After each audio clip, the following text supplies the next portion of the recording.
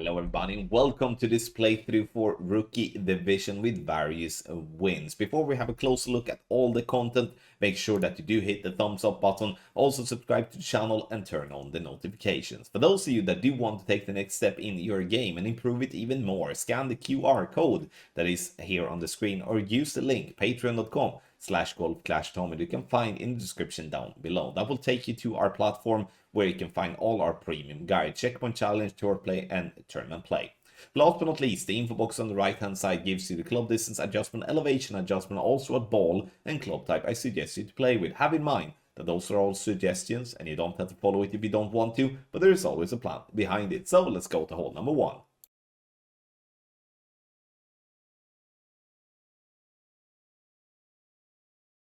For hole number 1 here, we do want to do our best to get over the middle bunker, and the intention here is to use 4.5 bar topspin and 2 left spin in tailwind. If we do have a crosswind or we do have a headwind, we do need a little bit more topspin, and therefore the big topper, as you could see in the beginning, is a perfect club to use. Adjust max plus a 10, and once we have adjusted max plus 10, we are going to center the ball to hit perfect. And you can see here now that I'm using a Titan ball. The reason I use a Titan ball is to allow myself to be able to start high enough up on the fairway to not have to then go with overpower or push up or something like that. From there, on the fairway, we do have a short iron towards the pin. And this is a really good chance for a drop, in my opinion. You can see that we are very close to min line, so we're gonna push up slightly and then allow for using backspin to get the ball guideline to be to the hole. The elevation that I'm playing is no elevation, so 0%, and we are of course going to use the true club distance, and here we are playing somewhere between minimum and medium distance of our club. And that's also what we're going to use to our adjustment. Center the ball and hit perfect. And we are going to see ourselves either being very close or we're going to make a drop for an eagle to start with on hole number 1.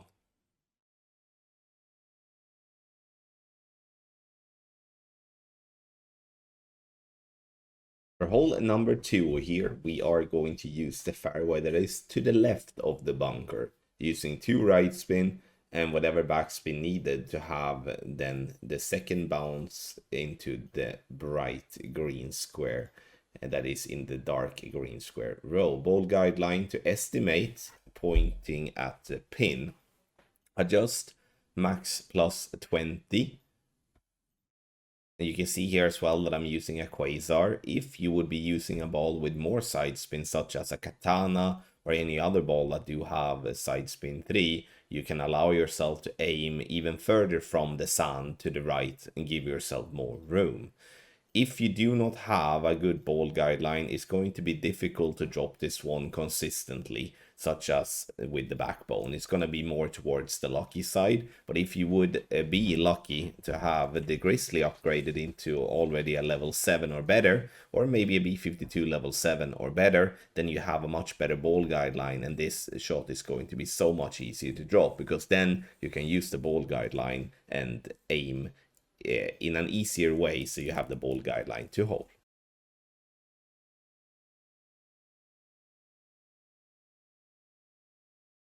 It's not often that I do suggest to play with a power 5 ball from first tee, but this is a typical par 5 where using a power 5 ball is going to be such a massive advantage in terms of giving yourself a chance for the albatross, where playing with a ball that do have power 3, 2, 1 or 0 is going to be many times to struggling to actually getting the eagle done.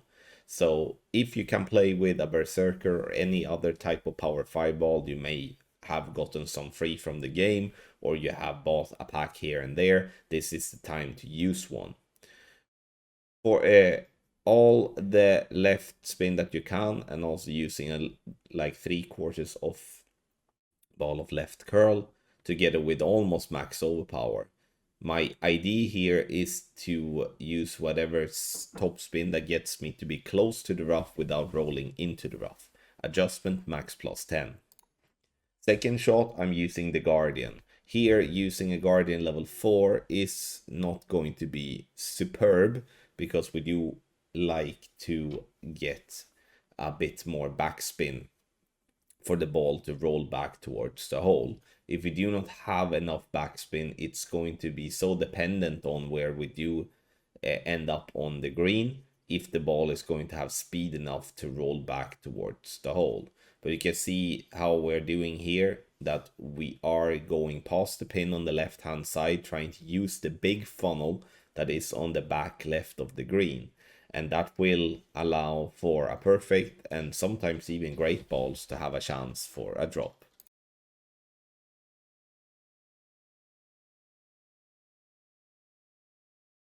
For hole number 4, here we are going to go for a rock bump. This may look very aggressive, but it's actually not. And especially when we're playing with a sniper. This because the sniper has a very good accuracy, and it will be helpful for us if we do hit great on either side. Now, I'm trying to get the spins that I can use the top of the yellow ring to be by the rough line, ball guideline to go through the hole. What we need to have in mind with this type of play is that we always want to find you a way to go for the pin when it comes to the playthroughs here. You can play it even more conservative than what we are doing by using a club such as the Guardian to use all the backspin on the Guardian to land it just directly on the green. But you can see here that even a great ball here from my end is safe and actually luckily in the hole. But again, I can't stress enough that you can play it more conservative using a Guardian, all the backspin, and just aim at the green. That should secure your birdie, but the hole-in-one will be not impossible, but it will be very, very hard to get.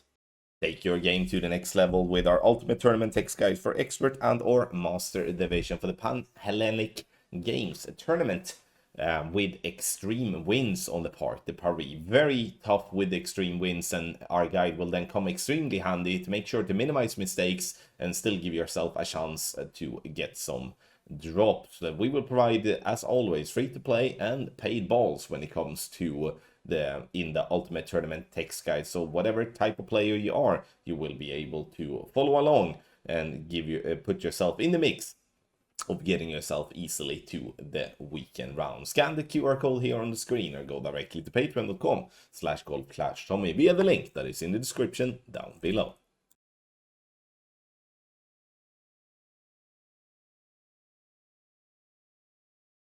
Hole number 5. This is another par 4 where we do have a good chance to walk away with a drop. We are using a Titan ball here to allow us to go directly on the second fairway. This will take away the water from play, which is a very good thing. Adjust max plus 10. We're using 2 right spin and a little bit of top spin. Center the ball and hit perfect. And the ball will then roll down the fairway like this, and we from here have a short iron towards the pin. So here we are having a look at our club distance. We go from min up to max to make a call of how far in terms of percentage are we between 0 to 100. Looking at min being 0 and 100 being max. So here I would say around 30% of our club, and we're using 10% elevation going right at the pin. For those that do have higher level clubs, you can attack the funnel. You, however, need to have a good ball guideline to be able to do so. Otherwise, it's going to be just a complete guess, and then it's better to do what I'm doing here in the video to attack the pin dead on.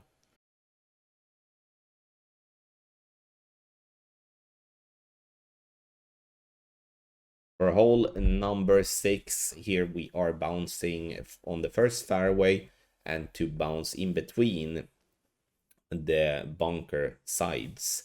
So we aim to have the ball guideline as center as possible between the bunkers there, and using an adjustment that is max plus 20 here, not max plus 10 as the text says. I'm changing that now. Max plus 20 it is.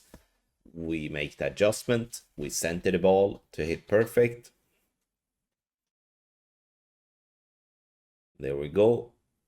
And then we are going to bounce nicely. We are avoiding the bunker and land for a second shot with the sniper.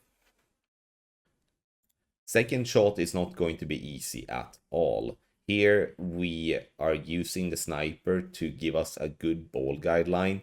However, we are a little bit short on distance, so using a power 3 ball would definitely be a better way here. There are some aggressive rough bumps to play, but those aggressive rough bumps are not going to be safe all the time because the trees are in play and we're gonna have to hit at a specific spot in the rough so we can actually attack the pin but also avoid the trees, and that's quite difficult to find. An albatross here is going to be a tough one to get, but the eagle should be fairly simple.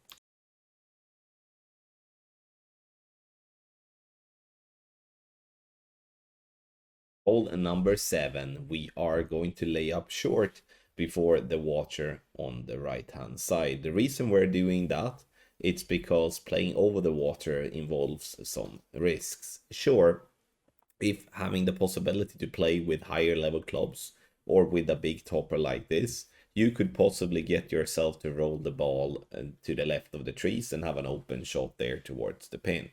But that's not the case for all players that do play from the first tee. It's gonna be players mainly that do not really have that possibility at all. So we do lay up with our quarterback level 7 here, starting at min club with a quasar ball, using whatever backspin needed together with 2 right spin to get the ball to stop on the fairway and just sit there nicely before the rough. Sure, now we are pushing it maybe a little bit too hard. You don't have to get that close to the rough to have a shot on the second shot at pin on your second shot. So now you can see I'm using my backbone here, playing with a long iron that has a good ball guideline, such as Grizzly level 7 or B52 level 7 is going to be a massive advantage here, because this is actually a really good chance if you do have the ball guideline to follow, because you can drop this shot by going right at pin. You can also drop the shot by actually going past the pin and roll down again to the hole. I've seen that happen plenty of times. But if you don't have the ball guideline, you don't really know exactly the speed, and you will have to make a pretty big guess. 10% elevation is what we're using, and true club distance, ball bounces on the fairway up towards the pin, and in this case we go straight at it, dropping dead center for the eagle.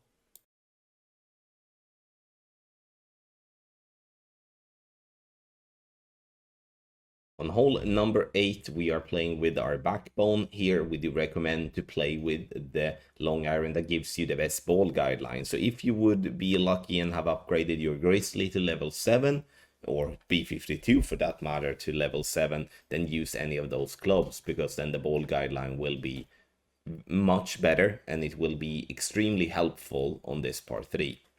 Max plus 10 is what I'm making as adjustment, and I'm using a marlin ball with some backspin and also the right spin. Now you can use different balls as well, but I do believe that the marlin here is enough for you to go for the pin, but also in a worst case scenario getting yourself birdie. But if lucky, we can drop it dead center for the hole in one.